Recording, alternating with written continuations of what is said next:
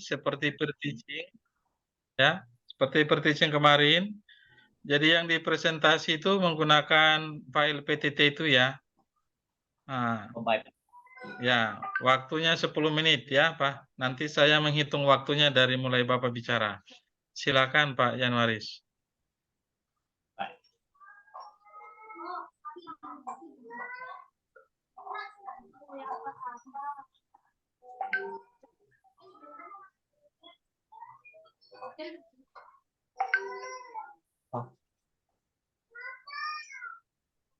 Oh, share screen Bapak ya? Ya, silakan share screen Pak Yanwaris. Baik, Bapak.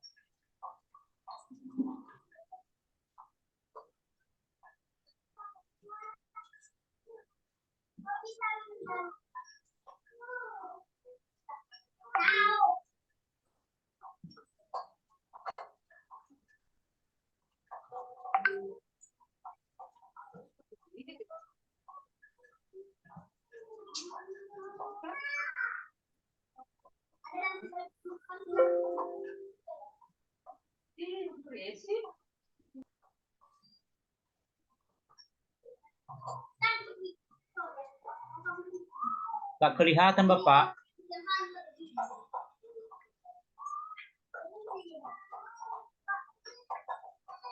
Ada menu namanya share screen. Sudah Pak, sudah saya Itu diklik. Kemudian pilih file PTT yang Bapak sudah buka itu.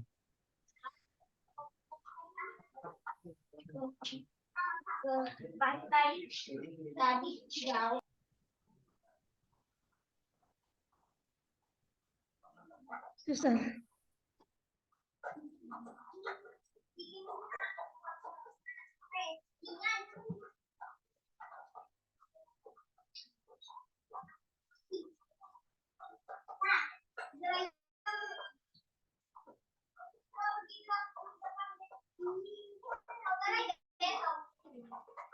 Oh, bisa kelihatan Pak ya?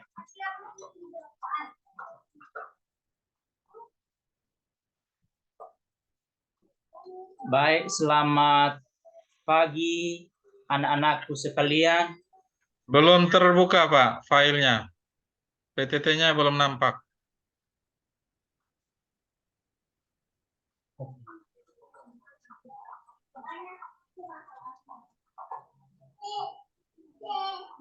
Double klik Pak atau di enter gitu aja.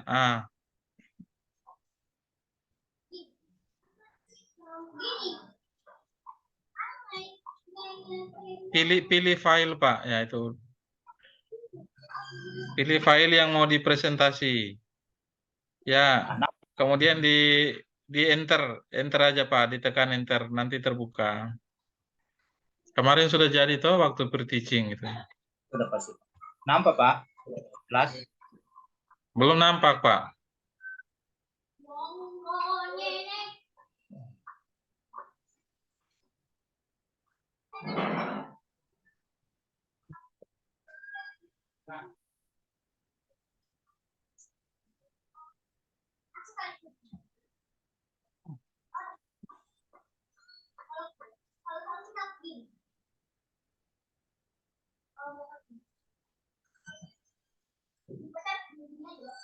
Sudah Pak, sudah bisa nampak Pak. Pada layar kami belum Pak. Iya ya. Mana itu Bapak? Kenapa? Gimana caranya ini? Pak Diki, mohon dibantu Pak. Oke, siap Pak. Oh, Pak Yan, di stop share screen dulu ya. Iya Pak, ya. Stop share screen. Oh, stop. Oh, stop ya. Ya, stop dulu. Oke, Kemudian Pak. share screen lagi Pak Yan.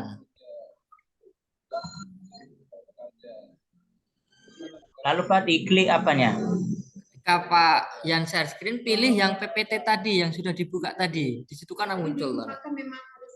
Oh, udah Pak? Oke, ya sudah. Oh, berarti saya yang salah Bapak. Oke, diingat Pak Yanwaris, nanti kalau berikut itu nanti ya, di UKI nanti repot kalau lupa gini. Betul Pak, betul. Jadi diingat tahapannya ya Pak Yanwaris. Ya. Baik, Pak. Baik, Pak. Oke, silakan Bapak. Saya hitung dari sekarang 10 menit ya Pak ya. Silakan Pak Yanuaris. Baik, Pak. Baik, selamat pagi anak-anak sekalian. Bagaimana kabar kalian hari ini? Semoga kabar anak-anak kami baik ya. Baik anak-anak sekalian, sebelum kita memulai pelajaran kita hari ini, saya meminta kepada salah satu anak kami untuk membawakan kita dalam doa. Doa dimulai. Atas nama Bapa, Putra, dan Roh Kudus. Amin. Allah yang Maha Baik, kami bersyukur karena berkat penyertaan-Mu, kami dapat berkumpul di SMP ini sebagai saudara. Kami mohon bantuan Roh Kudus-Mu untuk membimbing dan mengarahkan kami, supaya kami belajar mengenal diri dengan segala keunikannya, sehingga kelak kami mampu menempatkan diri secara benar dalam pergaulan dengan semua teman kami di sekolah ini, dan juga dengan sesama di sekitar kami. Semoga dalam kebersamaan satu sama lain, kami senantiasa meneladan Yesus Kristus Putra-Mu, sebab Dialah Juru Selamat kami sepanjang masa. Amin. Baik, terima kasih kepada anak kami yang sudah membawakan kita di dalam doa. Baik, hari ini anak-anak sekalian, kita akan belajar, yaitu judulnya adalah Aku Citra Allah yang Unik. Tentu materi ini anak-anakku sekalian sudah pernah kalian pelajari di SD, ya. Dan ini adalah materi kita yang pertama di kelas 7 ini, ya.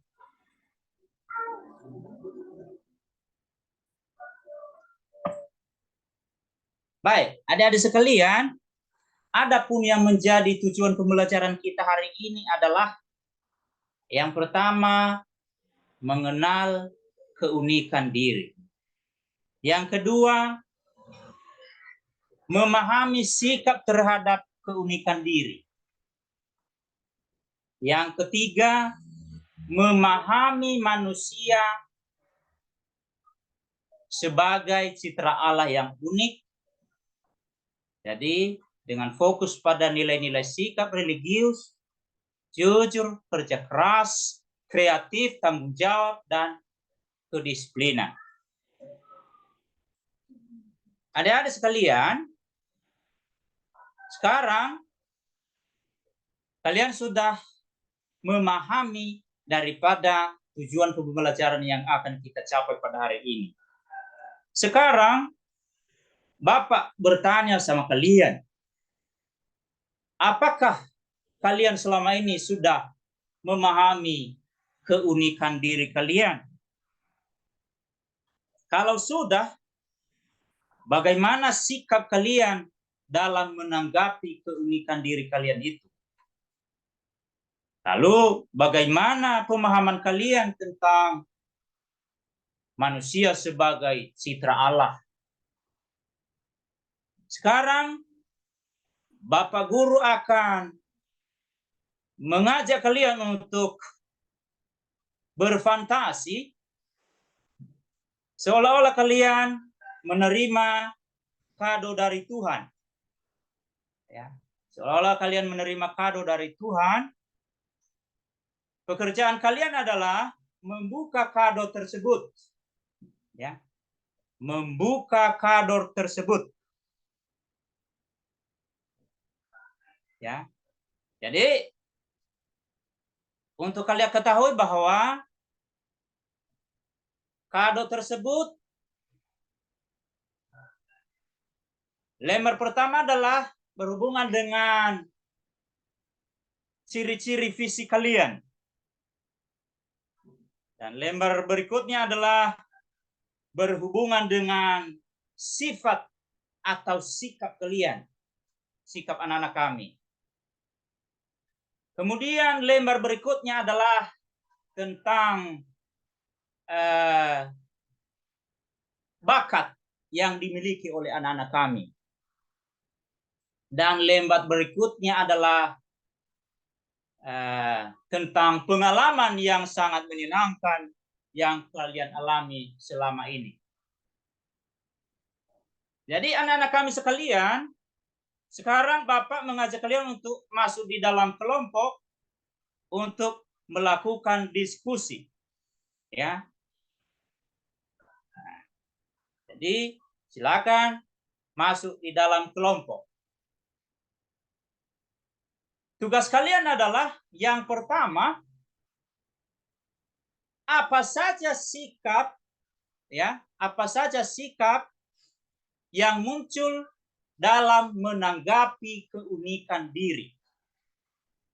Ya, apa saja sikap yang muncul dalam menanggapi keunikan diri. Berikutnya, tugas kalian adalah menemukan keunikan diri masing-masing. Ya, menemukan keunikan diri masing-masing. Dan yang kedua adalah apa sikap kalian dalam menanggapi keunikan diri kalian itu. Ya. Jadi anak-anak kami, setelah kalian melakukan pekerjaan kalian, silakan dipresentasikan di depan teman-teman kalian. Silakan dibacakan. Baik, adik-adik sekalian,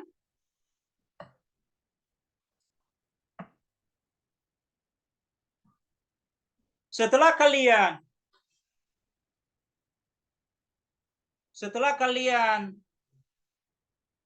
mempresentasikan pekerjaan kalian, maka Bapak akan memberikan penjelasan kepada kalian bahwa setiap orang adalah unik. Ya, setiap orang unik. Dan ada orang yang menanggapi keunikan dirinya itu secara positif. Ya. Ada orang yang menanggapi keunikan dirinya itu secara positif. Dia menerima bahwa keunikan itu adalah sebuah anugerah dari Tuhan. Ada juga orang yang menanggapi dengan bersikap negatif. Dia menanggapi keunikan diri itu sebagai sesuatu yang bermasalah dalam hidupnya. Dia tidak menerima fisiknya. Dia melihat fisiknya tidak sesuai dengan keinginannya. Dia mau seperti temannya. Kalau kulit temannya putih, dia mau seperti itu.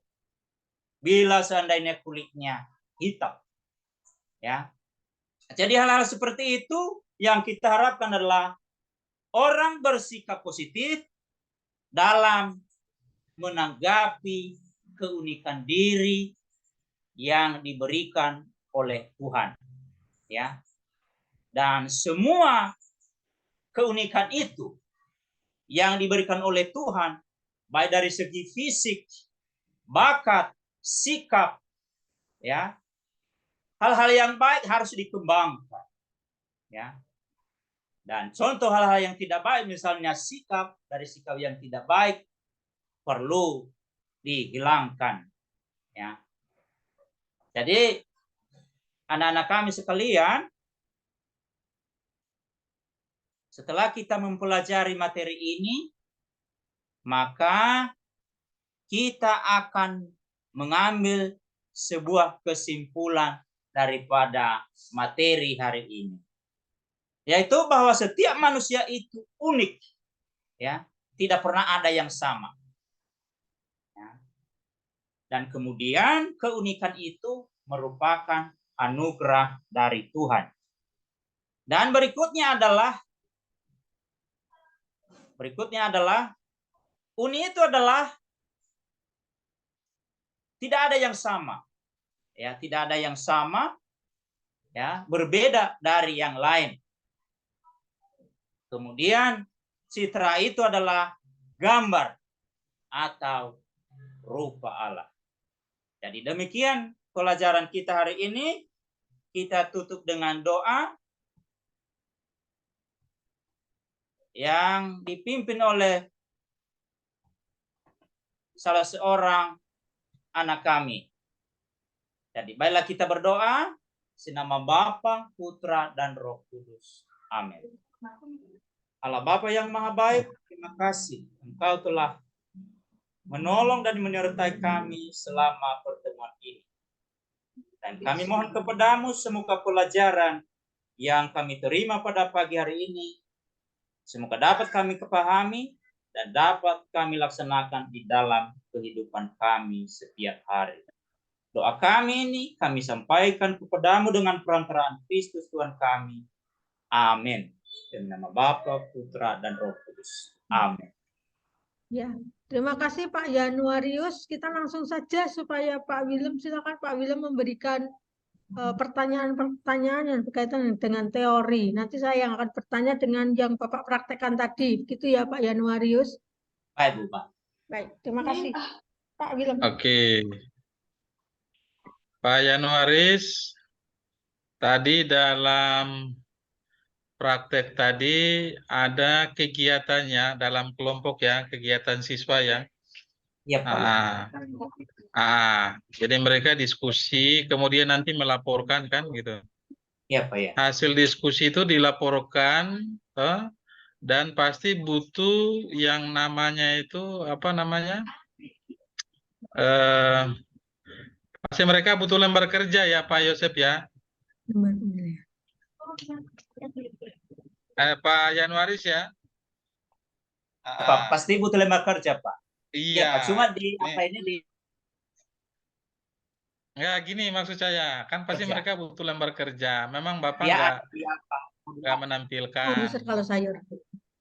Tapi pertanyaan saya itu gini loh, Iya. Pak Januaris. Dalam penyusunan lembar kerja itu komponen apa saja yang perlu ada dalam struktur lembar kerja peserta didik itu loh, Pak?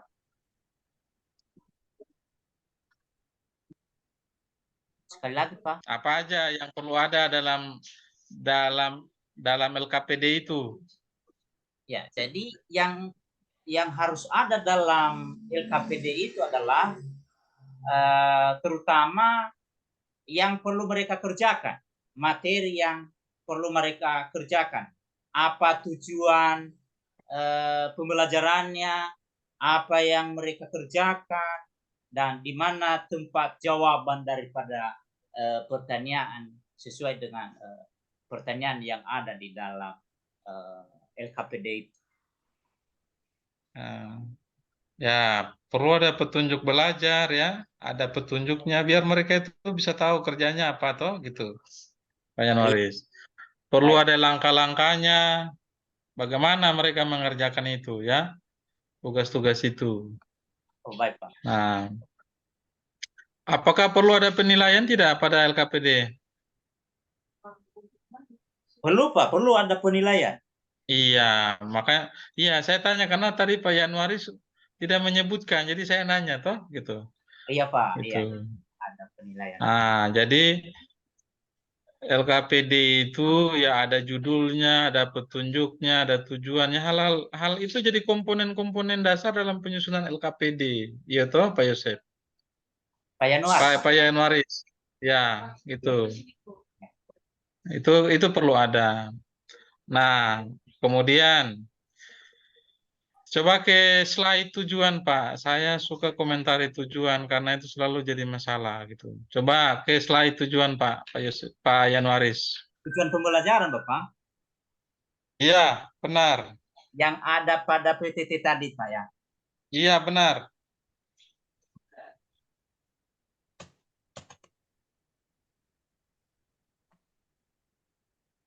Nah, situ diklik, Pak. Oke. Nah, mari kita lihat. Iya, Pak. Dalam merumuskan tujuan pembelajaran, kemarin kita memakrekkan juga, itu ada pola ABCD itu loh, Pak. Oh iya, Pak, ya. Ah, coba Bapak menjelaskan ke saya, menunjukkan ke saya mana dalam tujuan ini, mana yang bagian A-nya, B-nya, C-nya, D-nya gitu. Kalau bagian apa belum ada. Nah, itu dia, Pak. Belum saya kasih apa peserta didik. Ya, artinya gini loh, Pak. Ya, Pak.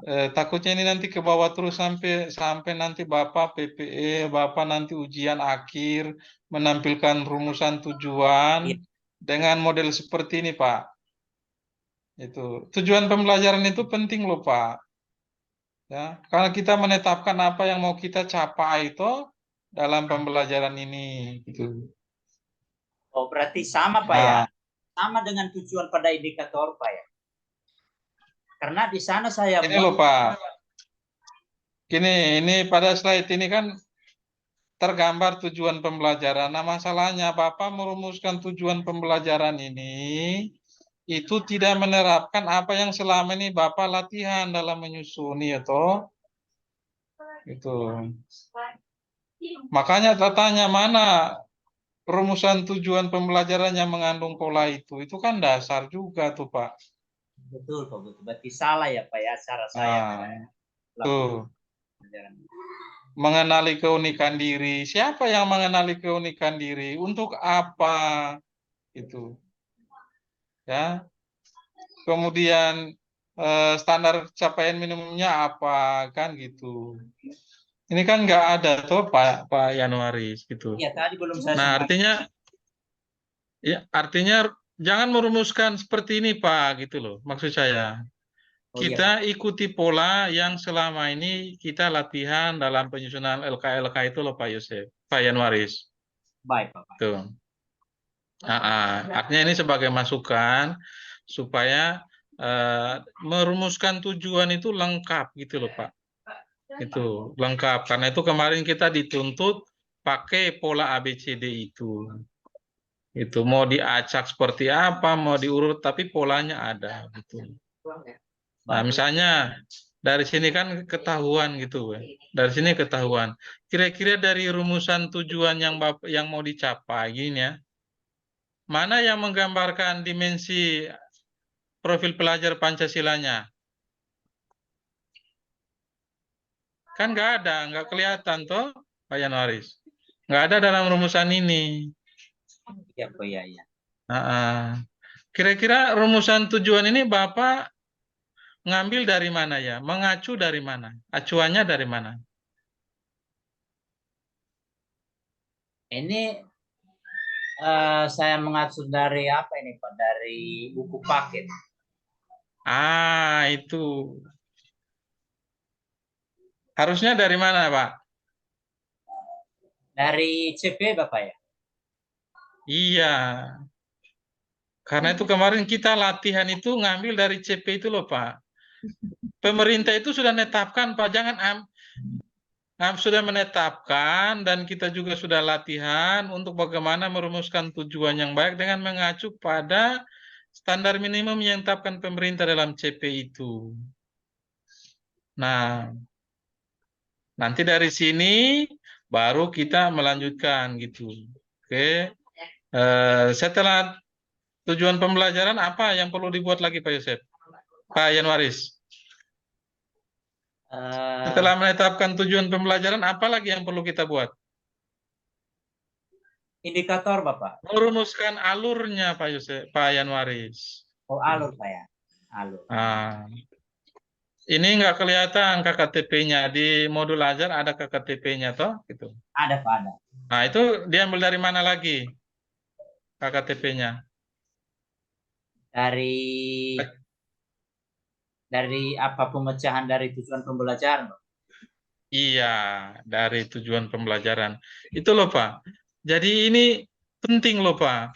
Kelihatan sepele tapi penting sekali loh. Jadi kalau kita tidak merumuskan ini dengan baik, ya, maka pasti kita sulit mengukur kira-kira nanti pada akhir itu apa yang mau diukur gitu loh. Dengan instrumennya gitu pada proses asesmen itu. Ya, Pak Januaris gitu. Itu poin saya.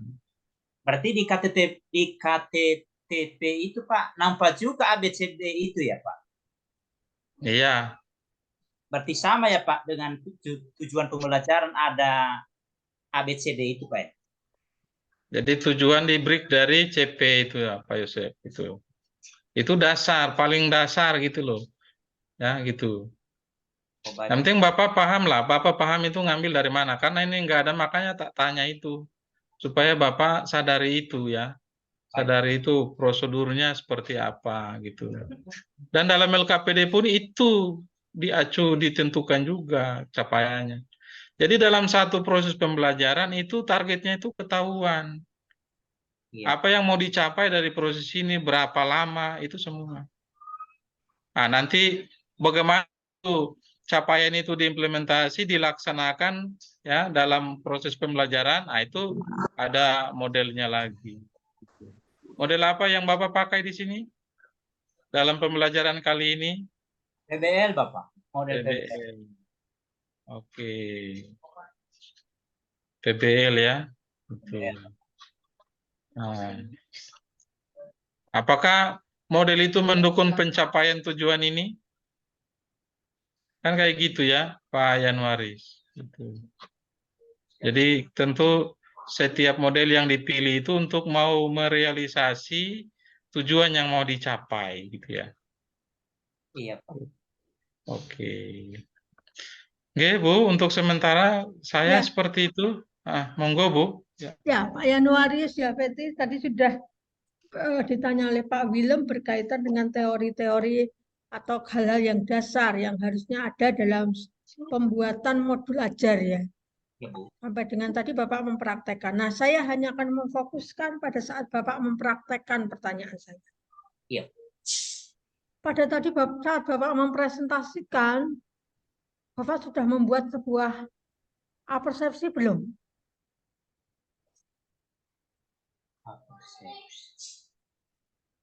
Pada pembukaan tadi Bu, saya hanya mengatakan salam kepada anak-anak, kemudian berdoa.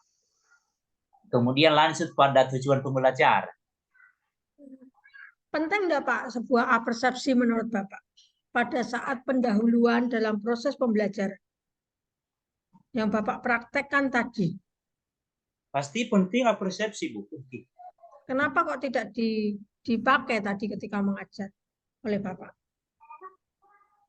Ya, mungkin ada salah satu penyebabnya itu karena pembuatan PTT saya ini tidak lengkap. Ya baik, itu ya Pak ya. Ini Bapak tahu ya apa itu persepsi? Tahu. Ya, oke. Lalu yang pertanyaan yang kedua yang saya selalu tanyakan kepada semua peserta di sini, Bapak menggunakan model pembelajaran apa? PBL Ibu. Tolong tunjukkan pada saya di dalam kegiatan inti mana yang menunjukkan PBL, Pak. Ya, tadi saya mengajak anak untuk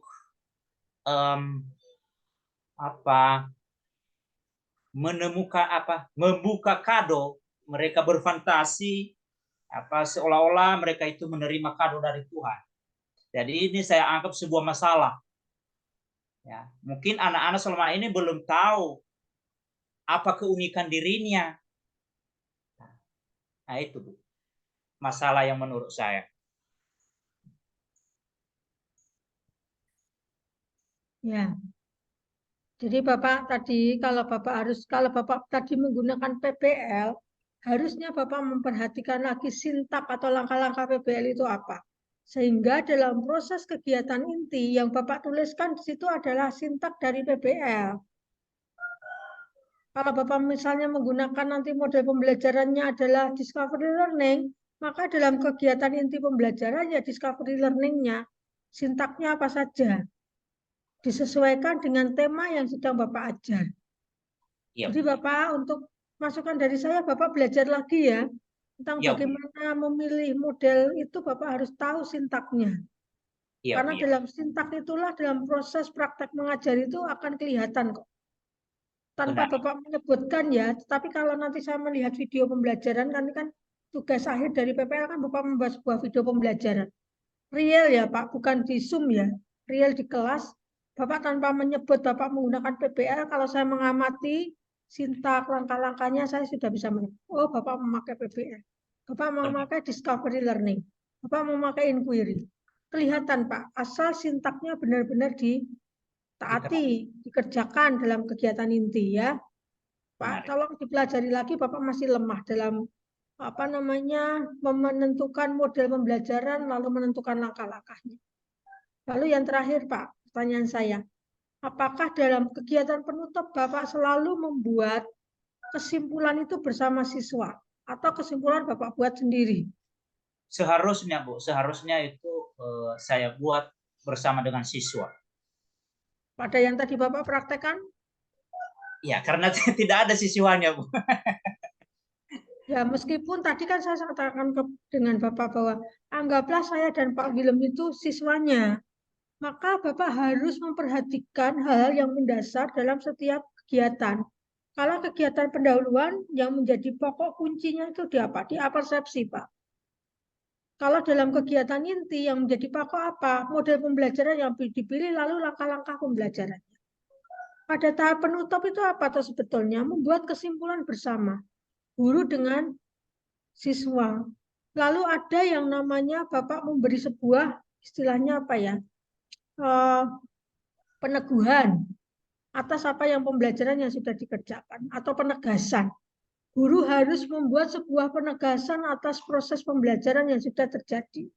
Saya belum melihat tiga inti tadi yang Bapak kerjakan dalam praktek mengajar. Maka ini masukan dari saya, tolong ya Pak, nanti dalam praktek membuat video pembelajaran, diingat-ingat bahwa dalam pendahuluan saya harus memasukkan apersepsi. Penting. Bahwa dalam inti kegiatan saya harus memilih model pembelajaran yang tepat untuk tema yang akan saya bawakan. Langkah-langkahnya harus dikerjakan. Lalu dalam bagian penutup saya harus membuat simpulan bersama siswa, lalu saya harus memberikan sebuah penegasan. Baik. Gitu Pak ya, kalau doa penutup, pemberi tugas itu kan ya bunga-bunganya saja, komponen yang mendukung. Tetapi bahwa pada tiga inti kegiatan proses pembelajaran itu penekanannya. Begitu Pak Januarius Yafti ya.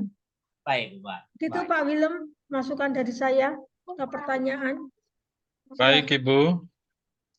Demikian Pak Januaris, terima kasih. Disilakan meninggalkan ruangan.